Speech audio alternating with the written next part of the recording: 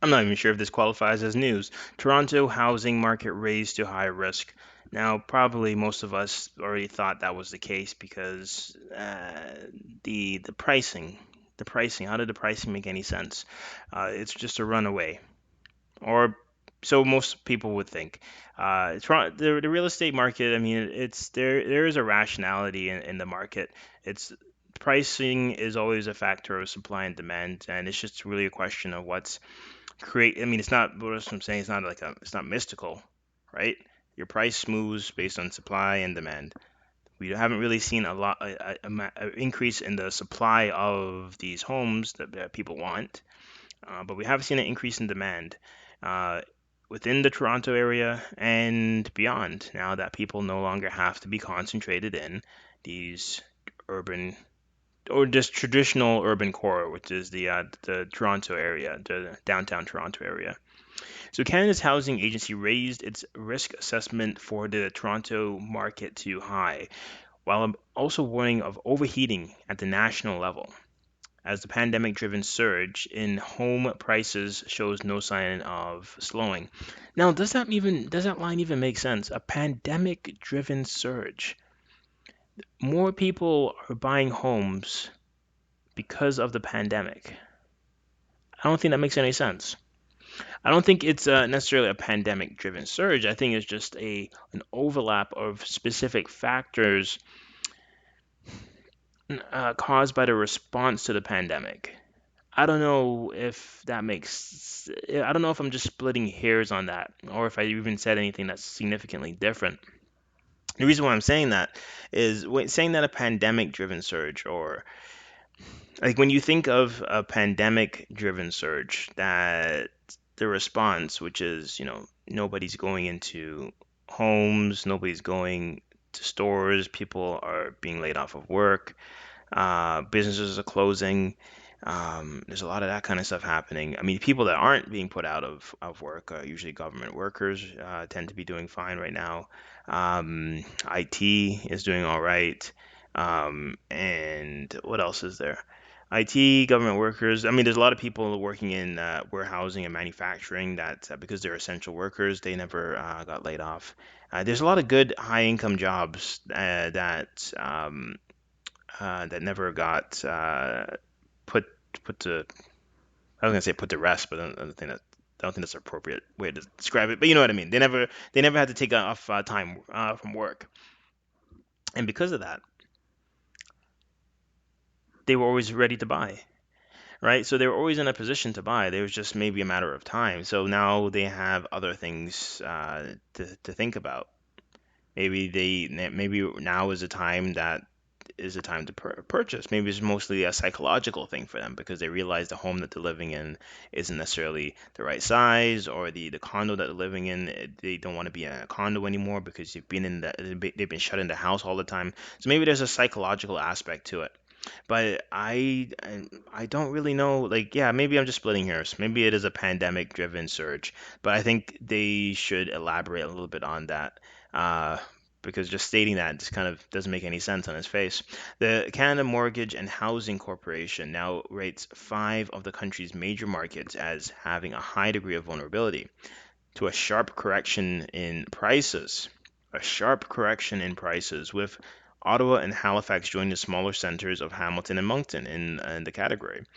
Across the country, 76% of homes brought to a market in the past 3 months through December were sold in the same period, a threshold that indicates overheating nationally, according to the agency's housing market assessment released Wednesday. What we're trying to do here is identify the kind of vulnerabilities that could be precursors to market corrections or house corrections, house price corrections. Bob Dugan, chief economist at the CMHC, said in a conference call with reporters, those are the kind of conditions that would lead or that could lead to a downward pressure on house prices or a downward correction on house prices. The combination of rock bottom mortgage rates and the pandemic induced desire for bigger living. Oh, okay, there we go. There's the thing that I was looking for. Pandemic induced desire for bigger living spaces. interesting how much psychology does motivate the market, right? It really is basically the whole entire thing. Um, Anyways, Living Spaces has pushed Canada housing market to record levels over the past year. Smaller cities and suburbs have posted the biggest gains as the rise of remote work liberated buyers to look farther afield from where their employers are based. This is it. This is it. That's the thing. You know, because I don't want to keep saying, oh, I talk to a lot of people, but I mean, the couple conversations I have had, people were confused. They like, how can this be a pandemic? Yet people are like, yet we're seeing the highest prices we've ever seen. Well, that's the reason. There were a lot of people that were not affected financially by this pandemic response, and but the pandemic response has created a change in the way that they view their living arrangements, and a lot of people have viewed them as no longer sufficient, and they want to make a change, and that's what's actually driven a lot of that's been the impetus behind the change. So Toronto gains. Oh, okay. As policymakers are being urged to take action to cool the market as the continued run-up in price threatens to exacerbate the gulf between the rich and the poor, and may sow the seeds for a destabilizing drop in values later. I personally, I mean, whatever it is that take this with a massive grain of salt if you'd like, but personally, I believe that there just needs to be policy around increasing supply. But I don't know what else they could do.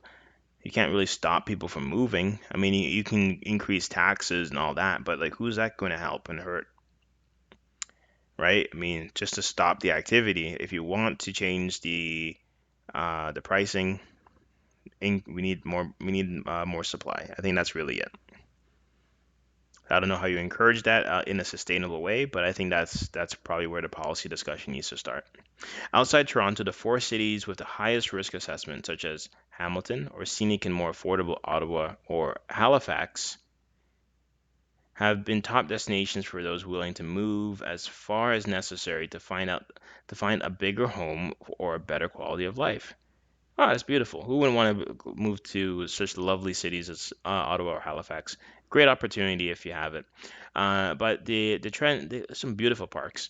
But the trend's biggest impact has been on much smaller communities, including Tilsonburg, or Woodstock in Ontario, each with 35% annual price gains through February.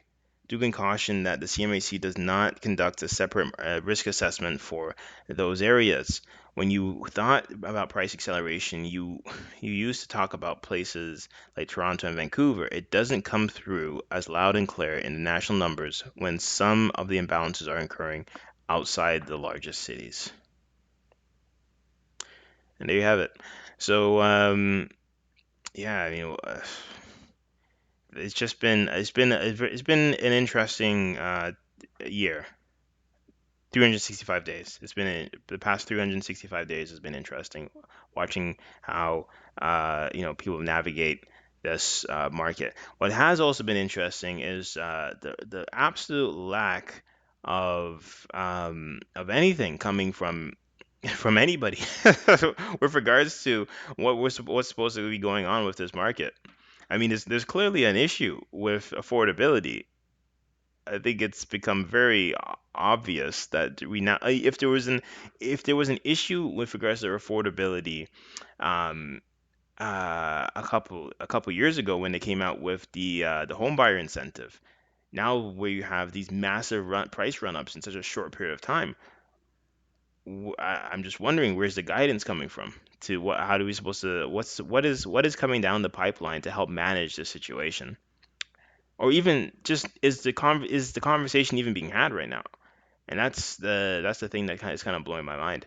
Anyways, um, let me know what you think. I am, yeah, because this is I don't say depressing, but we're all in this together, right? Like, and I think at the end of the day, most of us, we just want to have a nice life where we can go home to our home and rest our head and just have peace, right? Whether that be peace for the family that we have, or if you're living by yourself, now you don't want a family, that peace, or whatever it is, you're just looking for something. And I think, it, you know, in times like this, this is where leadership is best shown when people are feeling distraught because of the circumstances seem overwhelming and I think the word is implacable. Anyway, so yeah, let me know what you think and we'll go from there. You have yourself a wonderful rest of your day. All right, talk. I was gonna say talk soon, but then I think I said take care at the same time. So talk soon and take care.